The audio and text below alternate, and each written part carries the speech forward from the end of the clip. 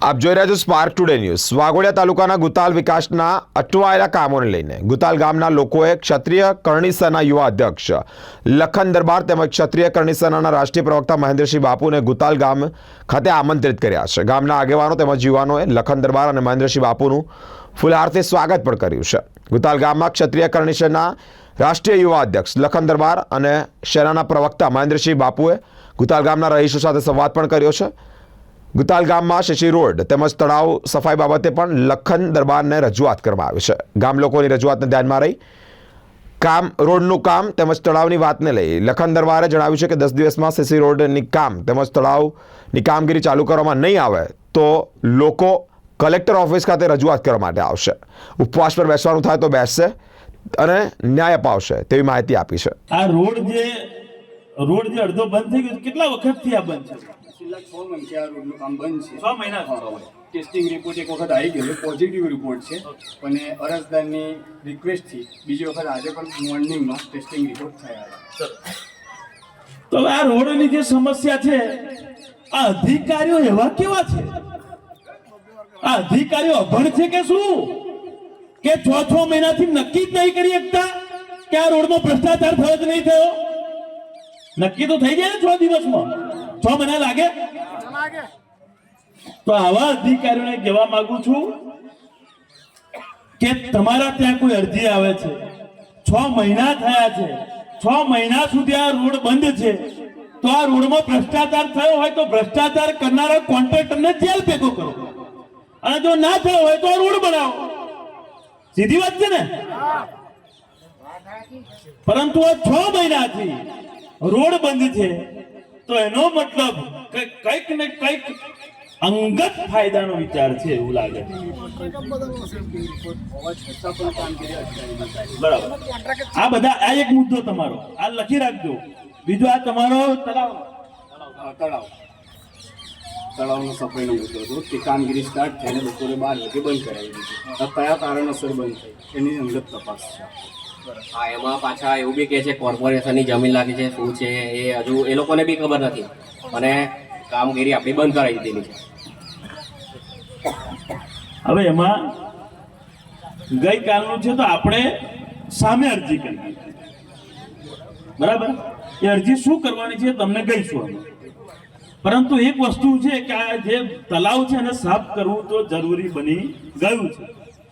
ગુતાલ ગામના યુવાનો, માતા, બહેનો ના આમંત્રણથી ગુતાલ ગામે પહોંચ્યા છીએ અને ગુતાલ ગામની સમસ્યાઓ સાંભળી છે। સમસ્યાઓ ખૂબ જ ગંભીર છે, કારણ કે આઝાદીના આટલા વર્ષ પછી પણ જો ગુતાલ ગામે ગટરની સંપૂર્ણ સુવિધા ના હોય, જો ગુતાલ ગામે સંપૂર્ણ બધા રોડ ના બન્યા હોય, જો ગુતાલ ગામના લોકોને અધિકારો ના મળતા હોય તો ચોક્કસથી દુઃખની બાબત છે।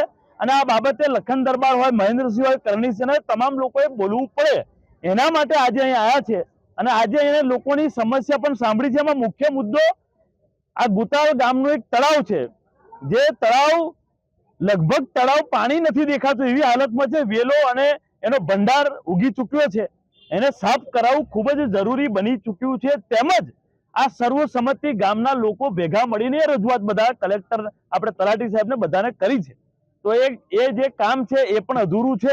એ કામ માટે તેમજ આ રોડ એક છે એન્ટ્રીમાં, જે રોડ 6 મહિના પહેલા બન્યો હતો, અડધો બન્યો હતો, અને અત્યારે અડધો 6 મહિનાથી બન્યો નથી, તો એમાં આરટીઆઈ પણ થઈ છે, અરજી પણ થઈ છે। હું ચોક્કસથી કહેવા માંગુ છું કે આરટીઆઈ અરજી તમામ લોકોએ કરવી જોઈએ, જ્યાં ખોટું થતું હોય ત્યાં બોલવું જોઈએ, અને લખન દરબારે તો હંમેશા ખોટા સામે અવાજ ઉઠાવ્યો છે, પછી ગમે તેવો ચમરબંધી હોય એની સામે લડ્યા છે।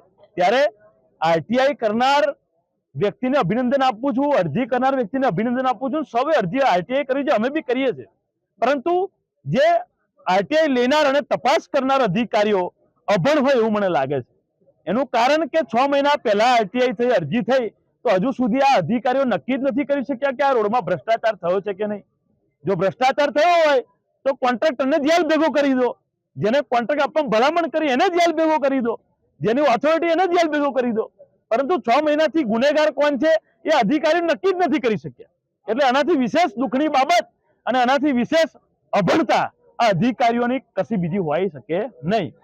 અમારી માંગણી એ છે કે કોઈ પણ અરજી વાઘોડિયા તાલુકાના કોઈ પણ ગામની આવે તો તાત્કાલિક એનો નિકાલ થવો જોઈએ. નિકાલ થયા પછી જે તે આગળ કાર્યવાહી થવી જોઈએ, કારણ કે ગામમાં જો રોડ 6 મહિના સુધી ના બને તો ગામનો વિકાસ અટકાય. જો તળાવ વર્ષોથી સાફ ના કરવામાં આવે તો એ ગામનો વિકાસ અટકાય.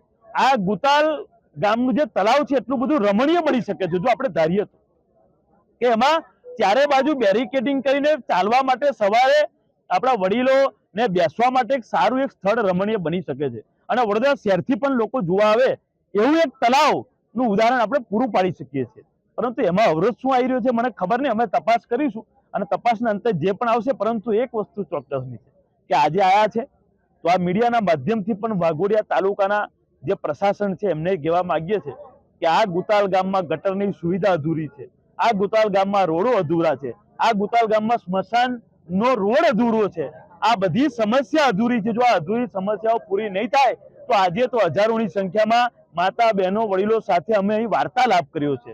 1 મહિનામાં જો આ લોકોનું નિરાકરણ નહીં આવે તો 1 મહિના પછી લખન દરબાર કરણી સેના આ જ જગ્યા પર હજારો માતા બહેનો યુવાનો સાથે ઉપવાસ આંદોલન કરશે. અને આ ગુતાલ ગામના વાઘોડિયા તાલુકાના કોઈ પણ નાગરિક માટે ગમે તે કરવું પડે, એના ન્યાય અપાવવા માટે ગમે તે કરવું પડે, એની માટે અમે લોકો બંધાયેલા છે. અને અમારી તો જવાબદારી બને છે, કારણ કે ભૂતકાળમાં વર્ષોથી 2015-16ની સાલથી અત્યાર સુધી વાઘોડિયા તાલુકાના ગામે ગામ લોકોએ પ્રેમ આપ્યો છે. અને આ પ્રેમ એટલો અવિરત મળ્યો છે કે આ પ્રેમ માટે ગમે તે કરવું પડે એ માટે અમે તૈયાર છે. પરંતુ આ ગામને ન્યાય નહીં મળે તો મોટું આંદોલન ચોક્કસથી થશે. આપણા લખનસિંહ દરબાર બાપુને ગુતાલ મુકામે બોલાવેલા છે. ઘણા છેલ્લા 6 મહિનાથી જે વિકાસના કામો અટકેલા છે તે લખનસિંહ બાપુ આપના પૂરા પાડશે તેવી અમને આશા છે. તે સાથે અમને બોલાયેલા છે. રોડના કામ છે, ગટરના કામ છે. મેઇન મુદ્દો અમારો તળાવનો હતો કે તળાવના કામ પણ અટકાવી દીધો છે. ચાલુ કર્યા પછી બપોરે અટકાવી દીધું છે. એ બધા મુદ્દાથી આપણે બાપુને બોલાવે છે ને એ બધું પ્રોબ્લેમ સોલ્વ થશે એવી આશા છે. એ સાથે બાપુને બોલાવ્યા છે.